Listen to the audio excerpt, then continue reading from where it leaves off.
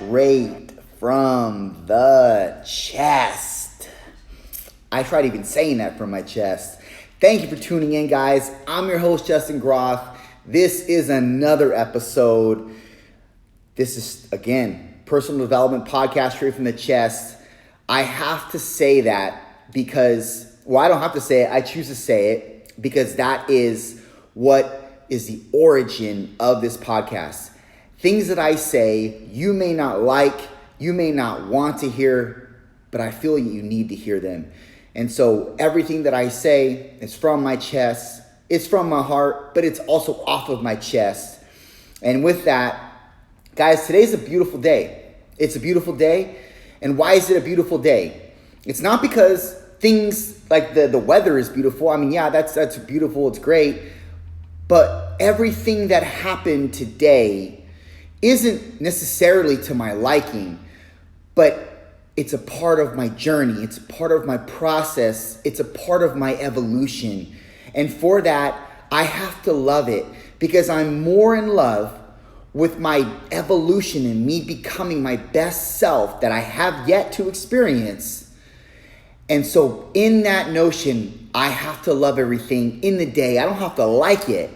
You don't have to like what you're doing today. You don't have to like the events that unfolded today, but you must be in love with them because they're a part of a bigger evolutionary change than you can understand by your logic or by your own understanding intuitively. And understand this, you're not the writer of your story, and I'm not the writer of my story. I know I want to be.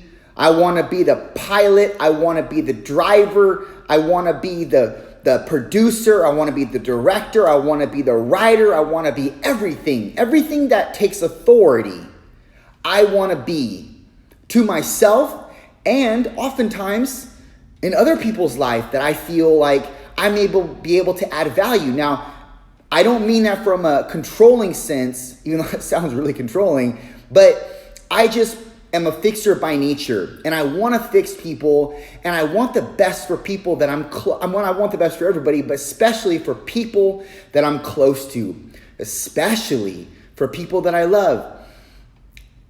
And oftentimes it doesn't go the way that I would like, or people don't respond the way that I would like. And I don't even sometimes respond the way I would like. But I understand that this is not it. If I'm alive another day, that there's something new that God's still wanting to do in my life. That's the reason why I'm still here. And He hasn't casted me down, and He hasn't allowed me to perish. There's a reason why I'm still today here. My heart's beating, and I still can live. So for that, on that notion, I'm thankful. I'm thankful that I have an outlet like the podcast to talk to you guys and be able to express my points of opinion. I'm thankful that I have a business. I'm thankful that I have a car. I'm thankful that I can lift weights every day if I so choose. I'm thankful that I don't get injured when I lift weights. I'm thankful for all these things. And every day that I'm alive, it's just a reassurance that God's still doing something in my life. Because if it weren't the case, I'd be dead. And you'd be dead. But that's not the case. So I'm hopeful also that there's more in my life that I cannot comprehend. I cannot illustrate. It's beyond my fathom. It's beyond me. And for that reason, I love the events in the day, even if I can't explain them, and especially if I don't like them. There's more to the story. There's gotta be, right?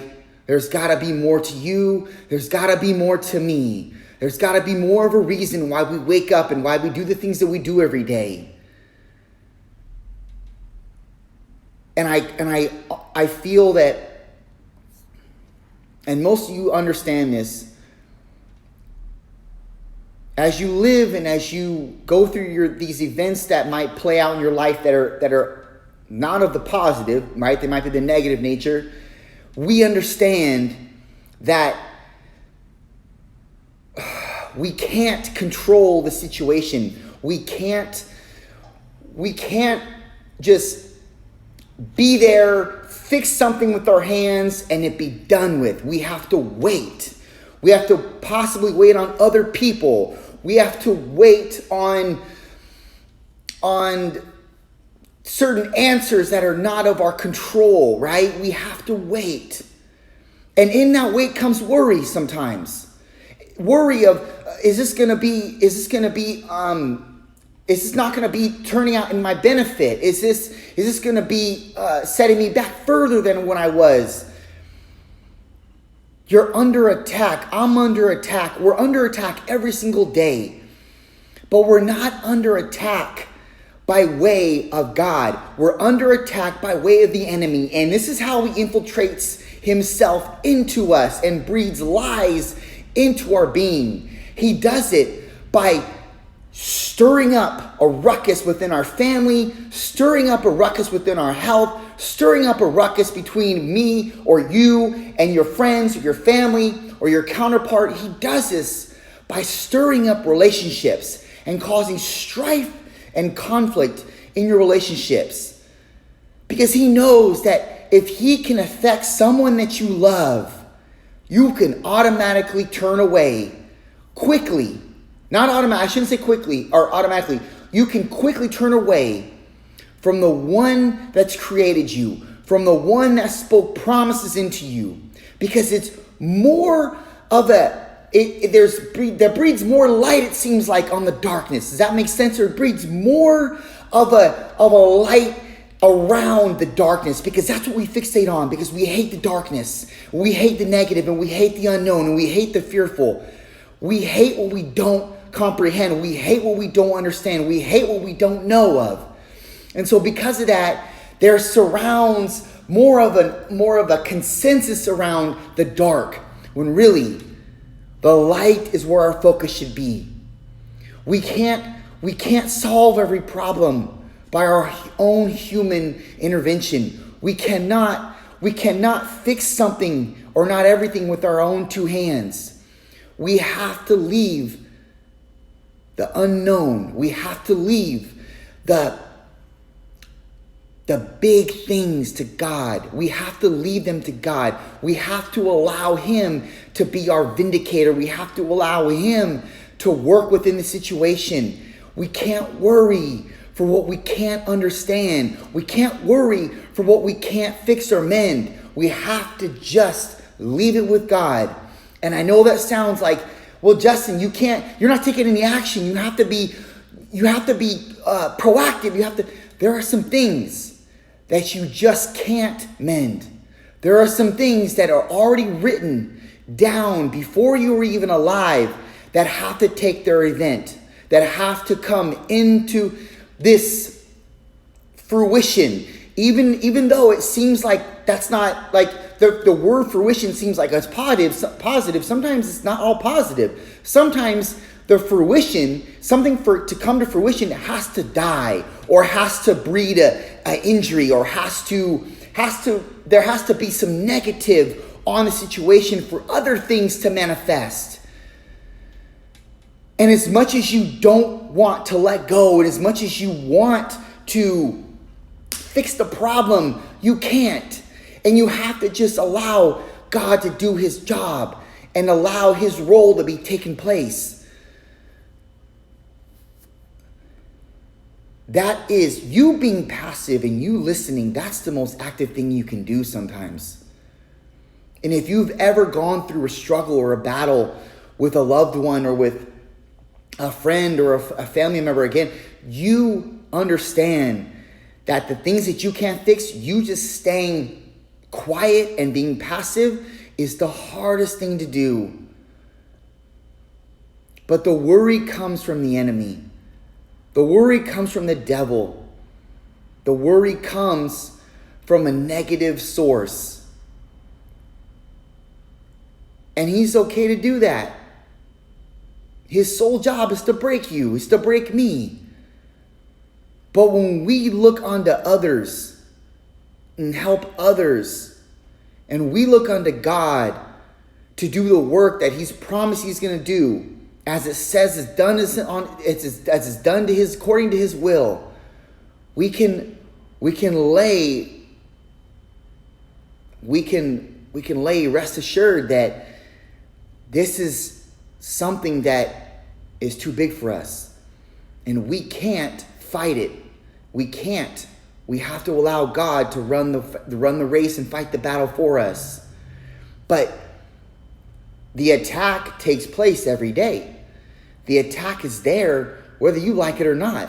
It's how you deal with the attack, right? It's how you put your armor on, and it's how you deflect and shield against the attack. Is how fast you are able to slay your sword and just slash anything against you. It's how much you're willing to do on your own, but then for the rest that's too big for you, allow God to handle for you. I'm not saying don't fight. I'm not saying don't take action. But there are things that you know spiritually you can't fight. You're not big enough and you need God. And I think that's also a time that God reveals himself to you, was when you get so far-fledged into your own being and into your own life and into your own ways and processes that you start to run things on your own. And sooner or later you think, well, I got this. I mean, everything's going good. I got this. And you start to pray less, and you start to thank God less, and you start to, you don't maybe prefer that it be this way, but that's just how life ends up uncoiling in your life. And you end up without the presence of God, at least the way that it was once back, maybe, I don't know, year or 2 years or 3 years ago. And I believe that that's God's way of recoiling you back in, because he desires a relationship with you as much as you desire one with him, even if you don't think you need it. You need it. We all need it. And I'm just going to go on and say this. I don't care if it pisses you off. If you don't believe in God and you're atheist or what have you, I feel sorry for you 1,000,000%. If you're not centered in God, if you're not centered in a higher power that is God. I'm not talking about the universe. I'm not talking about a different parallel system. I'm talking about God. G-O-D. God. If you're not structured in him, get right. Because if you don't get right, oh man. I'm not the judgment, but at the end of the day, understanding what hell is and understanding what it is without, you don't want to go there. You don't even want to send your worst enemy there. This may be too religious for you. That's okay. Then I'm not talking to you. But I'm telling you, fact, dude, if you continue not believing or not understanding there's a bigger source than you out there, a peon in the universe. You're a peon. I'm a peon. We're nothing. If you continue to not believe that there's something bigger, or think it's hocus pocus, or think the Bible is just a book that was written by a bunch of weirdos. Dude, I really hope for mercy on you, because I'm no one to judge here. I've done my fair share of wrongs. But if I'm without God, I know I'm nothing. Even if I have all the money in the world, if I have all the opportunities in the world, I'm not looking onto this life only. I'm looking onto the next life. There isn't just one life to live. You have another life after this. That's why I don't get that. I don't get that phrase. You only live once. You don't only live once. That's bull. You live twice. And the second time is the time that you live into. That's the time, that's what you're getting ready for right now.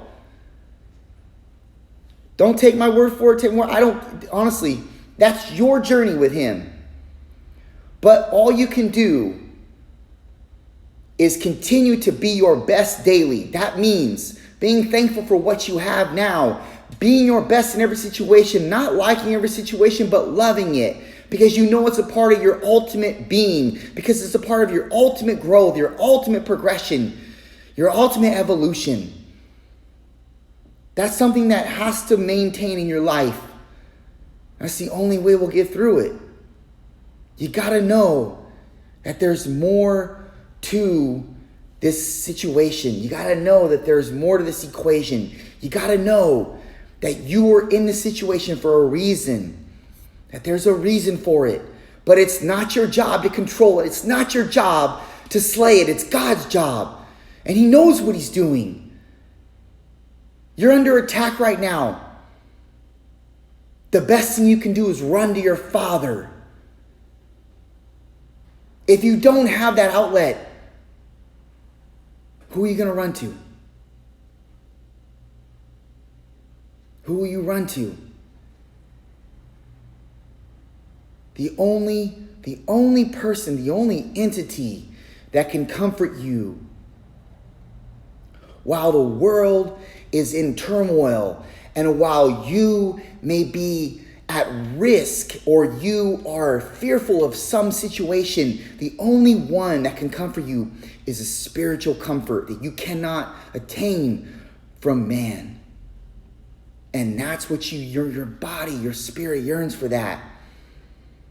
You have to come into that if you want to be at your best daily and run this race and get through all these hurdles and challenges. You have to know who to turn to. And it's not your spouse. It's not your family. It's God. In these times that you can't understand and you're fearful, God is the only one that understands. God is the only one that can bring you peace. He's the only one that can bring me peace. I speak for myself. I'm going to speak for myself here. Maybe what I'm saying it can relate to you and you can pick something from it. But if not, I understand. To each their own.